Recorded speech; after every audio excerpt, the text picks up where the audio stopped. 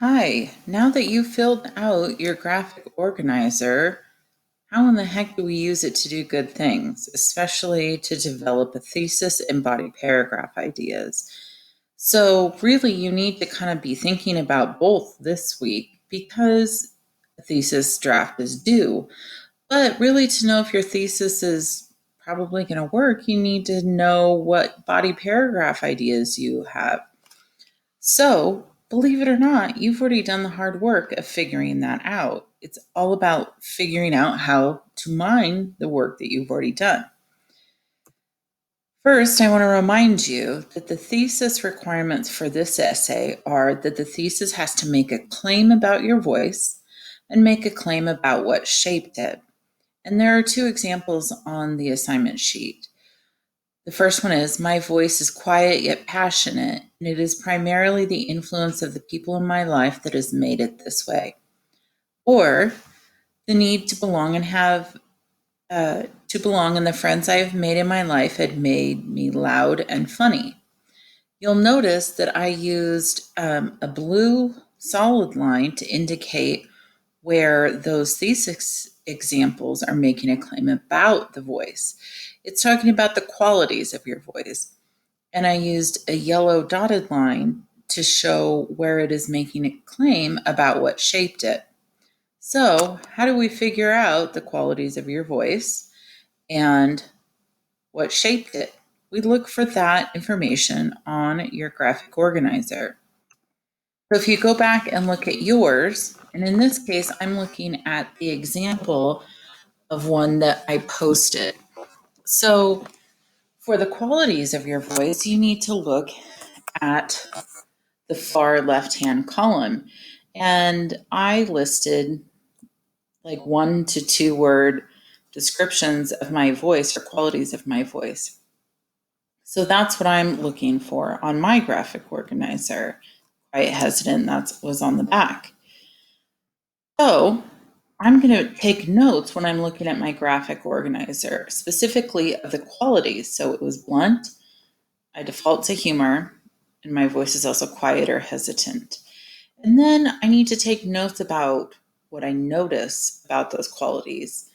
And the big thing that stands out to me is they really don't seem like they should go together. They're contradictory. It was blunt and quiet. That feels weird, but it feels true as well. So I noticed that. I made a note about that. And then they seem like qualities that are my reaction to dealing with the world. So these things that I notice are going to come in handy later. So next, I need to focus on the influences.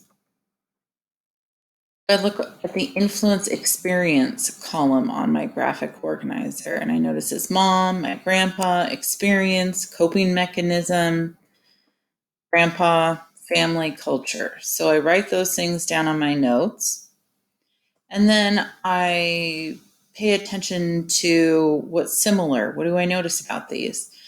And it seems like family matters a whole lot, and that's probably going to be true for a lot of people. Family and experience, which are both on my list, are probably the most common ones on there. I would say friends, work, that kind of stuff tend to be common as well. But for me, family and experience matter a lot. It seems to also be related to how I felt in certain moments. So that's what I noticed. Now I have all of these lovely thesis notes. What in the heck do I do with them? So I'm going to start making drafts, and I'm actually going to work from the things that I noticed.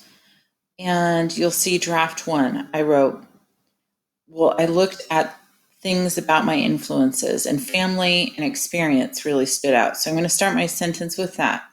So my family and experience have shaped a voice that has rather contradictory qualities.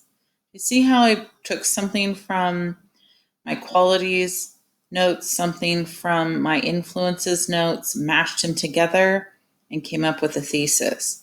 What you'll notice in draft 2 is I kind of switched the order and was a little bit more specific. So, draft 2. It doesn't seem like one person's voice should be blunt, funny, and hesitant, but mine is, and I have my family and experience to thank for shaping it. So I hit both qualities. I make a claim about the qualities of my voice, and I make a claim about where it came from. So those are thesis drafts that would totally work for our essay. Now that you have kind of a general idea about your thesis, you could think about body paragraph ideas. And keep in mind, some people it's going to feel better to think about body paragraphs first and then a thesis. Some people, thesis, then body paragraphs. Whatever works for you, go for it. So body paragraph ideas. If you look at our essay map, you will notice that the topic of each body paragraph needs to be about a quality of your voice and the influence that shaped that quality. So we're looking for quality plus influence. And it's already written down on the graphic organizer. So quality, blunt, influence, mom and grandpa. Quality, default to humor, influence, experience.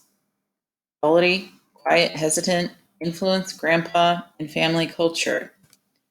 So then I put it on a list. Blunt, family, default to humor, experience, hesitant, family. And so I already have 3 ideas. Now I put 2 more bullet points there. I don't have any more information on my graphic organizer to add to this yet, unless I kind of separated out ideas. But what I know already, because I just filled out the graphic organizer, is I could add a couple more qualities and fill out the rest and come up with more body paragraph ideas if I needed them. So you'll probably need more than 3 body paragraph ideas. If you do, this is where to get them from. And you can go ahead and plan out potential ideas before you even start writing, and you may not need them once you get writing. But it's always nice to have extra ideas than to be stumped. So if you look back at your graphic organizer, there are still 2 columns that we haven't touched very much. And guess what? That's really good stuff because that gets to go in the middle of your body paragraphs. It's already explanations. And so, in all honesty, I could almost copy and paste this stuff into my body paragraphs, elaborate on it, make it more stylish, make it more accurate, add description for sure, all of those kinds of things. And I already have kind of a plan for a body paragraph, which is awesome. So that is why graphic organizers are awesome. That's the method behind my madness of having you do them, is they are places for generating ideas and keeping your ideas organized. And this is how to use it. If you ever have any questions about how to use it or how to come up with ideas to put on your graphic organizer, please, please, please let me know. Come to office hours, attend one of the tutoring sessions. Just reach out. Both the tutors and I love to help you come up with ideas. It's actually one of the more fun things we get to do. So happy graphic organizing and thesis drafting.